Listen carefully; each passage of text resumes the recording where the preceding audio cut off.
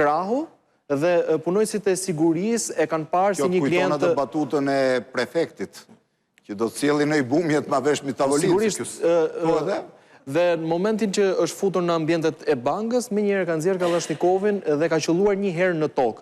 Në ato momente, në ambientet e bankës ka qelluar një herë në tokë. Po, ka qelluar një herë në tokë dhe me një herë ka kërkuar nga ana... me një rikoshet ose me një gjë mund të... Në ambientet e bankës, në ato momente ka qenë vetëm një kliente që ka qenë në një prej 2 arkave që ka filiali i bankës së nivelit 2, është afruar pranë 2 arkave dhe i ka kërkuar punojësve të bankës t'i japin të gjitha paratë që gjendeshin aty. Të friksuar nga kjo gjë, ato kanë hapur derën dhe ai sapo është futur në ambientet e bankës ka arritur të marrë rreth 950.000 lekë. Pasi 950.000 lekë të rinj ose 9.5 milion lekë të vjetra dhe teksa ka qëndruar për rreth 2 minuta në ambientet e brendshme të bankës, njëri nga punojësit e sigurisë ka njoftuar policinë dhe kjo ka bërë që ai të lë marrjen e parave, pasi ka dëgjuar sirenat e policisë. Dhe policia e priste ke dera. Në fakt ka qenë një reagim i menjëhershëm i komisariatit numër 2 dhe në pjesën e jashtme kanë qenë 2 efektiv të cilët kanë qenë të pozicionuar dhe sapo ai ka dalë ka parë që nuk ka patur asnjë lloj ka dorëzuar dhe lekët dhe Kalashnikovin. Më pas ka rrëfyer të gjithë problematikën edhe shkaqet që e kanë çuar pikërisht vështirësitë ekonomike. Ai rrezikon tani armbajtje pa leje dhe grabitje me armë, që marrëshi i dënimit bashkuar të dyja veprave penale mund të arrijë mbi 10 vite. Temën, provova, e pat. Jo, s'paku, po, s'kam lekë për borxhi, shkova me i vjetë, do rri 10 vjetë në burg, sepse një momente kanë lënë nervat, e kupton? Edhe pse vetura... Sa herë ju kam thënë në emision, ruajini nervat për mëngjes, mos vrisni gratë, mos vrisni njëri tjetrin për tokën, për vijën, për gardhin, se nuk do kalbeni në burg gjithë jetën edhe nuk do fitoni asgjë. Ajo që është e habitshme është fakti se mënyra se si ai ka shkuar, i armatosur, ka patur edhe 30 fishek të tjerë, a thua se po shkonte për të luftuar stafin e sigurisë bankës. Me 30 fishek ata ka nisur luftën në ÇK-ja. Por, ai 30 fishek donte të gjithçka ka shkuar keq dhe ai tashmë do duhet... Ai keq do shkonte në çdo rrethanca, do ta kapnin kudo që ishte. Por fatmirësisht ka qenë edhe një reagim menjëhershëm nga ana policisë që për 1 minutë ka qenë... Kjo është grabitja më e çuditshme që kam dëgjuar unë ndonjëherë në jetën time, që të shkosh me fytyrën tënde, me makinën tënde, me Kalashnikovin, me 30 fishek, të ysht edhe të marrësh dhe të pret policia ke dera, ja dorëzon të dera policisë. Ama këtu tregohet që nëse ti nuk je i lidhur me strukturat të kapin për 5 minuta. Aja, po mirë ba, nuk është sigur puna aeroportit. Më falë, se ti e ke llafin për ata super të kërkuarit. Ata janë nën mbrojtjen e policisë. Merin, faleminderit. Faleminderit ju. Rikthehem tek tematika kryesore që thashin duart rokitje për Merin. Çfarë po ndodh me dëgjojeni këtë deklaratë, e cila ka qenë virale në gjitha rrjetet sociale në Kosovë, Shqipëri, në Maqedoni dhe në Malzi. Nëse ju e kërkoni me një hashtag do shihni që është ndër më të kërkuarat në ditët e fundit. Mi e pak materialin numër 1, lutem.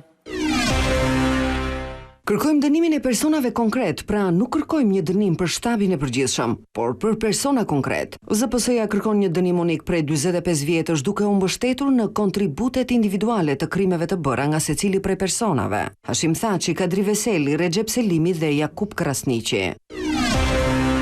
Kjo ishte kërkesa e parë. Momentin e parë u krijuar një konfuzion sepse u mendua që kërkoi 45 vjet për të katër.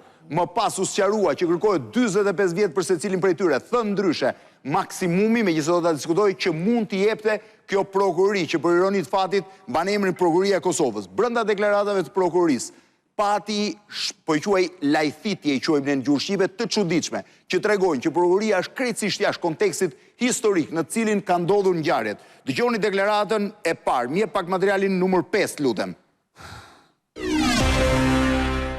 Ajo që nuk kuptojnë James Rubin, Wesley Clark dhe ndërkombëtarë të tjerë, është që Thaçi ishte jaft të maskonte atë çka po ndodhte në realitet.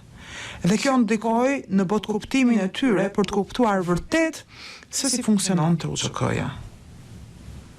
Veçanërisht Rubin dhe Clark treguan që nuk kishin kurfar interesi për të kuptuar çfarë ndodhte në realitet. Dhe besonin se puna atyre ishte në anën e duhur të historisë dhe nuk u përballë me atë çka po dëgjon tashmë ky trup gjykues dhe për të cilin do të marrë vendimet përkatëse. Vendimet e tyre në fakt nuk ishin as në përputhje me standardet ligjore ndërkombëtare sa i takon kontrollit efektiv.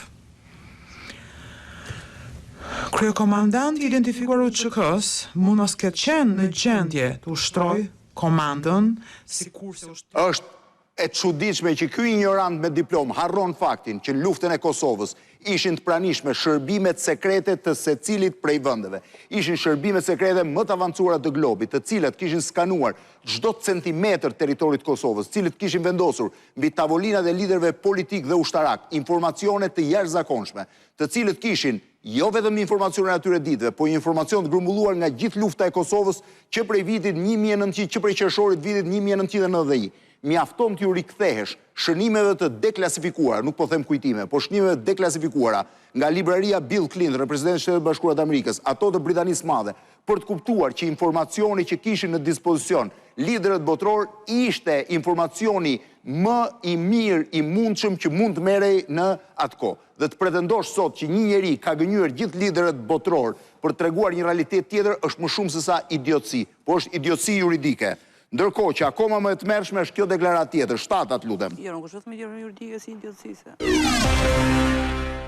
Hashim Thaçi dhe Kadri Veseli, miq që prej viteve të eshme studentore kanë qenë kyç në atë proces në pararoj të UÇK-s që prej fillimit B42-60. Thaçi dhe Veseli kanë pasur shumë detyra të rëndësishme në atë kohë, mbajtja kontakteve, organizimi dhe sjellja armëve. Përfshirë 7 nga 12 RPG të cilat u përdorën në sulmin e sinkronizuar kundër 12 komisariatave në shtator 1997. Kjo është idiotësia e dytë e përmasave të paimagjinueshme. Flet për armë që janë marrë dhe jashuar për të sulmuar këto stacionet policore serbe. Armë UÇK-n e ka furnizuar NATO-ja. Shteti shqiptar, zyrtarisht, shteti shqiptar ka furnizuar me armë Ushtrinë Qëllimtare të Kosovës. NATO-ja ka furnizuar me armë të sofistikuara Ushtrinë Qëllimtare të Kosovës duke e konsideruar aleatet saj në tokë. Wesley Clark, komandanti i përgjithshëm i NATO-s, deklaron që ai e ka parë UÇK-n si ushtrinë tokësore të NATO-s, pavarësisht dobësive taktike, ushtarake të UÇK-s. Ai thotë që raporti i shërbimit sekret të ushtrisë që kishte në dispozicion tregonte që UÇK-ja nuk mund të rezistonte një sulmi serb, sepse ishte dukshëm më e dobët nga ana ushtarake dhe nuk mund të shërbente si forcë tokësore e NATO-s, por do të kryente, do të bënte gjithçka që ishte e mundur për t'i kryer këto funksione. Se sa do rezistonte, nuk e dinte. Është një moment madje që Wesley Clark i drejtohet Hashim Thaçit në takimin me Tën Mons, që ai e përmend në librin e tij, që i thotë sa mund të rezistojë UÇK-ja. Thaçi i thotë ne jemi mësuar të rezistojmë dhe do rezistojmë. Ndërkohë i thotë ti duhet të jesh pak më i ri se djali im, sepse s'donte ti thoshte që shërbimi sekret i kishte thënë që ushtria qëllimtare ishte më e dobët në raport me, pra ishte e pamundur që të përballonte një sulm frontal serb në terren. Ndërkohë që UÇK-ja, po i futem pak pjesës historike, ka dalë fillimisht zyrtarisht, nuk po i hym pjesës tjetër të diskutimit, në 28 nëntor vitit 1997, në varrimin e mësuesit Halit Geci, i cili u vra brenda klasës ku po jepte mësim nga një plum serb. Mje pak moment, material numër 4, lutem, ishte një nga momentet më të çuditshme, më befasuese për Kosovën, edhe në Kosovë nuk e dinin, personi që po lexon është Recep Selimi, i cili sot është në bankën e të akuzuarve.